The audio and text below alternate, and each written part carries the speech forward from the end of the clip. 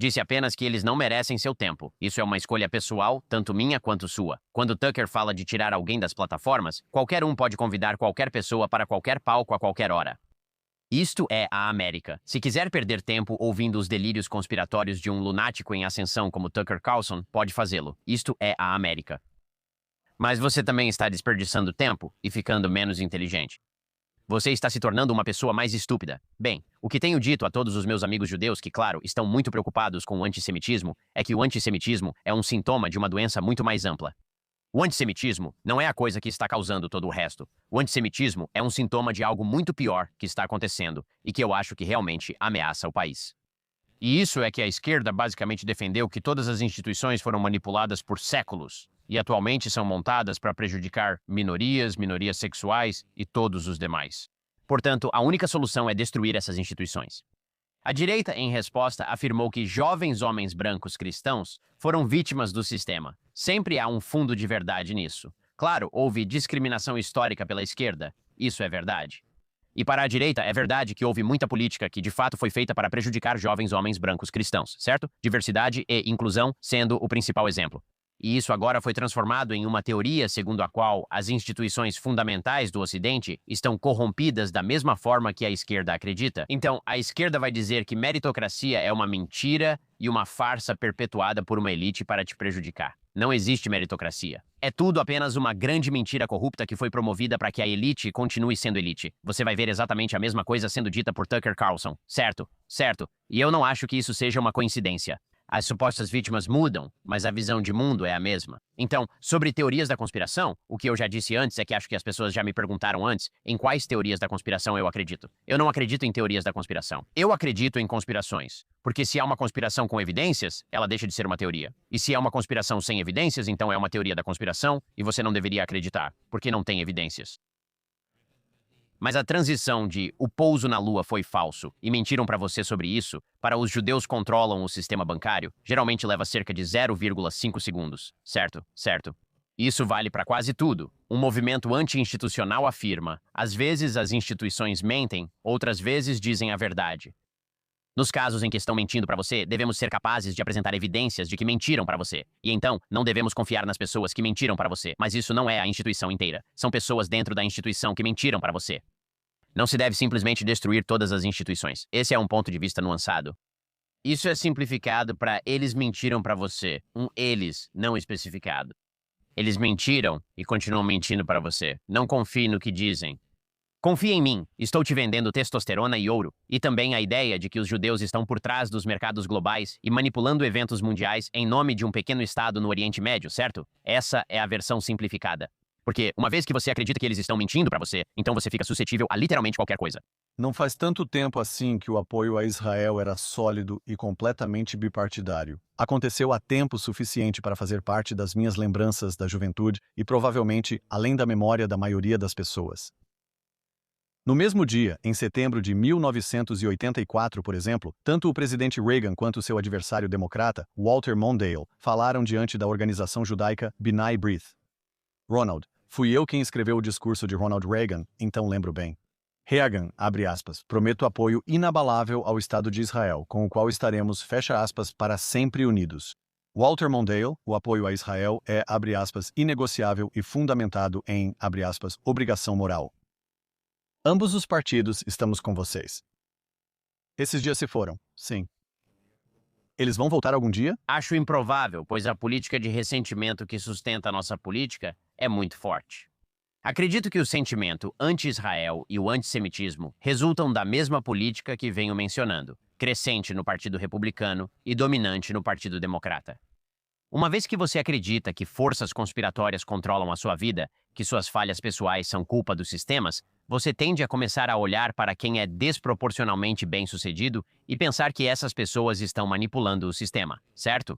Esse é o ponto de Karl Popper, que basicamente é muita inveja. Sim, é inveja, porque se você olhar para os judeus nos Estados Unidos, eles são desproporcionalmente mais instruídos. Eles têm uma renda desproporcionalmente alta. Eles geralmente têm estruturas familiares bastante sólidas. Então você olha e vê que eles estão desproporcionalmente representados em muitas indústrias importantes, incluindo coisas como bancos, Hollywood e o setor jurídico. E isso é verdade. Tudo isso é verdade na tecnologia, tudo isso é verdade. Então, a ideia que surge é: Isso está acontecendo porque os judeus têm, há gerações, colocado um esforço extraordinário em educar seus filhos, dando um valor muito, muito alto ao próprio esforço. Essa coisa da mãe tigre não vale só para muitas culturas asiáticas, mas também se aplica muito aos judeus. E talvez, se você faz isso geração após geração após geração, você acaba com uma população que realmente é desproporcionalmente bem-sucedida. Isso não se aplica só aos judeus, certo? Você vê isso com indo-americanos, vê com nigerianos americanos, certo? Você vê isso com uma grande variedade de grupos. Esse é o ponto do Tom Sowell. Sim, esse é o ponto do Tom Sowell. Isso tende a ser mais claro com os judeus, porque os judeus, de novo, foram muito visíveis em toda a Europa por grandes períodos disso. Há uma longa história dessa questão. A ideia de minoria intermediária, que é o ponto do Tom Sowell, vale para os judeus há muito tempo. Agora, aplique essa lógica internacionalmente. Então, se você é de esquerda, o que tende a acreditar é que sucesso é igual à exploração. Essas coisas são a mesma coisa. Os bem-sucedidos são bem-sucedidos porque exploraram. A esquerda observa o Oriente Médio, onde só há um estado bem-sucedido. É um estado minúsculo com uma população muito pequena e é militarmente dominante nessa posição sobre uma população de 400 milhões no sentido que estamos falando. Novamente, o país de Israel tem 10 milhões de pessoas. 2 milhões dessas pessoas são árabes. Outros 2 milhões dessas pessoas são Haredim, o que significa que eles realmente não participam de nenhum dos sistemas e sobrevivem em grande parte com assistência social. Isso significa que você tem 6 milhões de cidadãos em Israel que basicamente sustentam um exército que supervisiona a segurança de todo o Oriente Médio, enquanto o país gera um PIB per capita que supera, acredito eu, o de todos os países da Europa neste momento. Que tem um setor de tecnologia. Que tem um setor de tecnologia. Que tem um setor de tecnologia. Que lidera um setor de tecnologia com mais unicórnios per capita que qualquer outro país. E esse país é odiado por causa do seu sucesso por causa disso. E eu acho que, na direita, é a mesma coisa. Se você acredita em políticas de ressentimento e que os Estados Unidos foram doutrinados até a própria decadência, que os Estados Unidos basicamente são cúmplices do próprio declínio, e que existe um grupo secreto de pessoas que está fazendo isso, você começa a pensar, bem, quem passou por 80 anos bem favoráveis? Bem, quero dizer, a verdade é que os judeus nos Estados Unidos passaram por 80 anos incríveis. E a verdade é que o Estado de Israel passou por 80 anos bastante notáveis desde a sua fundação. Por isso você entende por que isso se mistura, certo? Em dezembro, você foi o primeiro palestrante na primeira conferência da Turning Point Estados Unidos após a morte de Charlie Kirk, junto com Ben Shapiro. Por que isso importa? Porque hoje o movimento conservador está em perigo. Ele está em perigo não apenas por causa da esquerda, que frequentemente desculpa tudo, até mesmo assassinato. O movimento conservador também está em perigo de charlatães que afirmam falar em nome de princípios, mas na verdade promovem teorias da conspiração e desonestidade que não oferecem nada além de amargura e desespero, que buscam minar princípios fundamentais do conservadorismo ao defenderem o desânimo e o ressentimento. Essas pessoas são oportunistas e farsantes, não merecem seu tempo. Primeira grande reunião desde que Charlie Kirk foi morto parece pedir união e você ofereceu isso. Por quê? Para entender o que eu fazia lá, você precisa saber o que ocorreu antes na Tepusa. Após o assassinato de Charlie, Candace Owens passou a divulgar teorias de que a Tepusa estaria encobrindo o caso.